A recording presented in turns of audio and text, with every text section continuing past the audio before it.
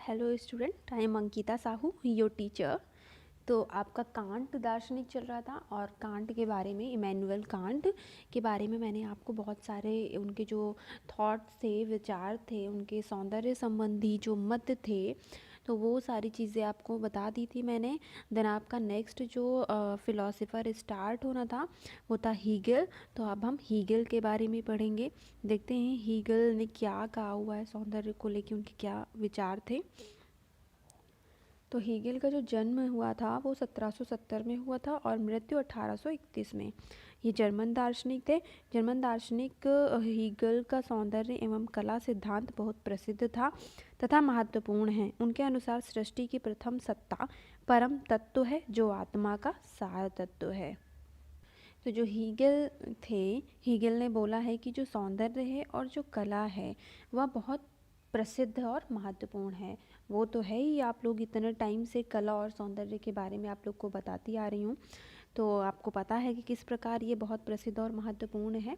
उनके अनुसार जो सृष्टि का प्रथम सत्ता होता है, किसके अनुसार? हीगल के अनुसार वो परम तत्व है। परम तत्व क्या है? आत्मा का सार तत्व है। हमारे जो स्पिरिट से रिलेटेड चीज़ें होती हैं उसका सार होता है, परम तत्व होता है।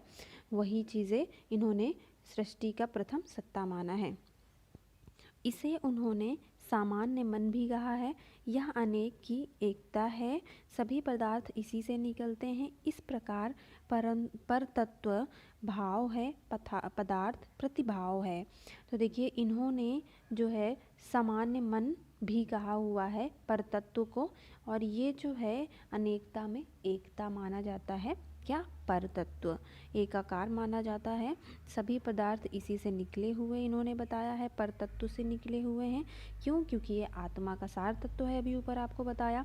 तो इस प्रकार जो पर तत्व है वो भाव है और जो पदार्थ होता है वो प्रतिभाव होता है, रिस्पॉन्स होता है। तो भाव जो आते हैं, भाव हम हमारे अंदर आते हैं, फिर उसके बाद हम रिस्पॉन्स करते हैं। तो इसीलिए इन्होंने उसको परतत्व भाव माना है और पदार्थ को प्रतिभाव माना है। व्यवहार स्तर पर मन बाह्य वस्तुओं से अनुकूल या प्रतिकूल संवेदनाएं प्राप्त करने लगता है।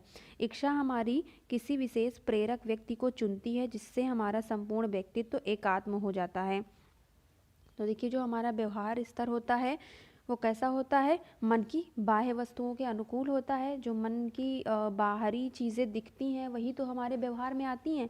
जो आप किसी से मिलते हो, उसका व्यवहार देखते हो, स्तर देखते हो, तो वो बाह्य होता है। वो आपसे बात करने के बाद सामने वाले से उसके व्यवहार स्तर का पता चलता है, बाह्य स्तर का पता चलता है। वो आपके अनुकूल भी हो सकती हैं और प्रतिकूल भी हो सकती हैं। तो जो व्यवहार स्तर पर मन बाह्य वस्तुओं से अनुकूल या प्रतिकूल संवेदनाएं प्राप्त करने लगता है।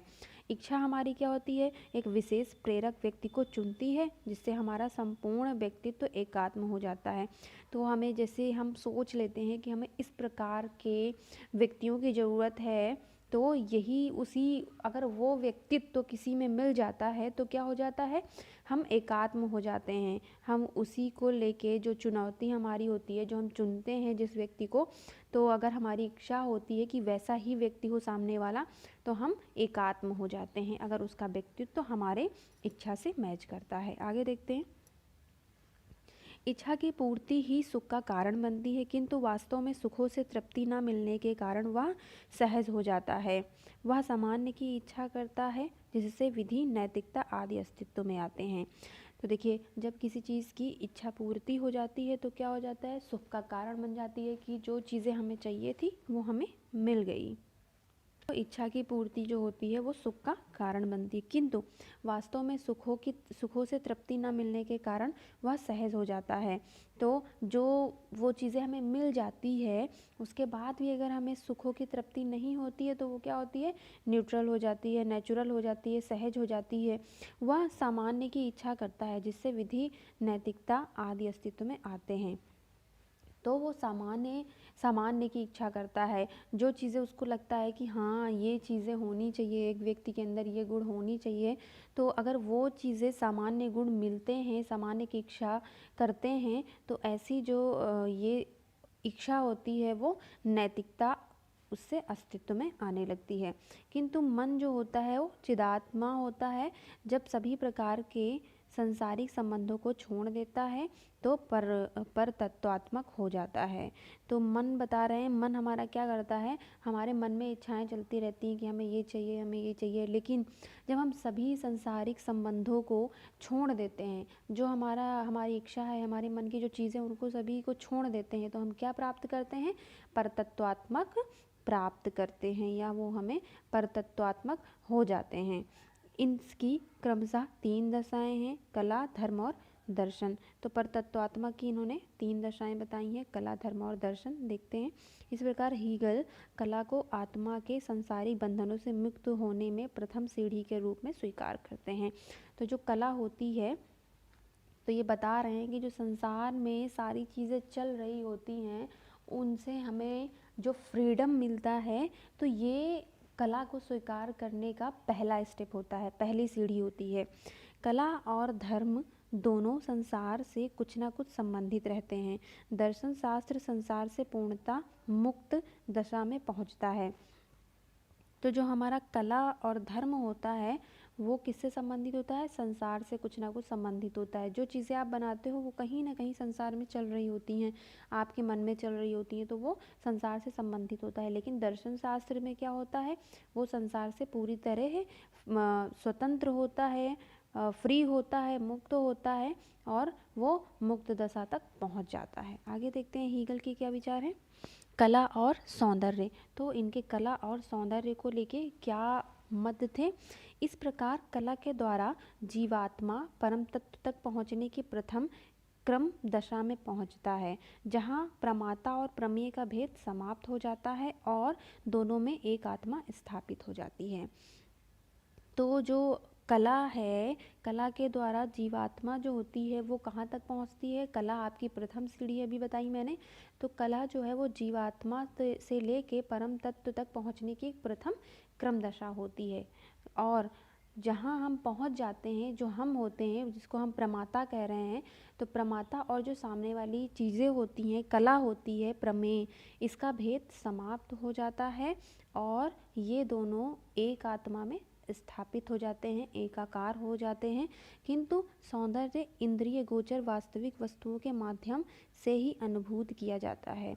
इंद्रिय ग्राह्य वस्तुओं का सौंदर्य इंद्रियों अथवा मन से अनुभूत हो सकता है। तो जो हमारा सौंदर्य होता है वो क्या होता है, इंद्रिय गोचर होता है, वस्तुओं के माध्यम में आने में या उसको अनुभूत करने में हमें सौंदर्यता प्राप्त होती है, हमारी इंद्रियों के गोचर द्वारा प्राप्त होती है, बोध द्वारा प्राप्त होती है, नॉलेज द्वारा प्राप्त होती है। तो इंद्रियां क्या होती हैं, ग्राह्य वस्तुओं का सौंदर्य इंद्रियों अथवा मन से अनुभूत हो सकता है। तो जो हमारी इंद्रियां वस्तु की सुंदरता को देखती हैं, तो तभी तो हमारी इंद्रियों को उस सौंदर्यता की प्राप्ति होती है और मन में उसकी अनुभूति व्यक्ति होती है, उसका पता चलता है, उसको फील करते हैं। वस्तु सुंदर होती नहीं, वह केवल तभी सुंदर लगती है जब उसके माध्यम से परम तत्व सौंदर्य का साक्षात्कार किया जाता है। परंतु यह अनुभव दर्शन जैसा शब्द प्रत्यय न होकर इंद्रिय बहुत से प्राप्त होता है। ठीक है, देखिए क्या कह रहे हैं कि वस्तु सुंदर होती नहीं है, वो क्या होती है, हमें सुंदर लगने लग जाती है। क्यों? क्योंकि उससे हमारा साक्षात्कार होता है, हमें उसका माध्यम पता चलता है, हमें उसके बारे में पता चलता है, तो इसीलिए वो हमें सुंदर लगने लग जाती है। परंतु अनुभव दर्शन जैसा शब्द प्रत्यय न होकर इंद्रिय बहुत से प्राप्त होता है। तो जो हम दर्शन शास्त्र आपको बताया था, तो जो दर्शन होता है वो कैसे प्राप्त होता है, इंद्रिय से ना प्राप्त होकर वो अनुभव से प्राप्त होता है। कला के अनुभव का विश्लेषण करने के लिए हीगल ने 3 आवश्यक पक्ष माने हैं। कलाकृतियों का सौंदर्य लोक, इस रोग का सृष्टा कलाकार, इसका रसानुभव करने वाला दर्शक, इन तीनों की दृष्टि से कलात्मक अनुभव हेतु 4 उपादान आवश्यक हैं। तो यहाँ पे इन्होंने बताया है कि जो कला के अनुभव का विश्लेषण करने के लिए 3 महत्वपूर्ण इम्पॉर्टेंट पॉइंट बताए हैं इन्होंने, एनालाइज करने के लिए कला का जो अनुभव होता है उसको। तो कलाकृतियों का सौंदर्य लोक, तो पहले हम उसके एक पक्ष को देखते हैं कि जो कलाकृतियों का सौंदर्य लोक होता है।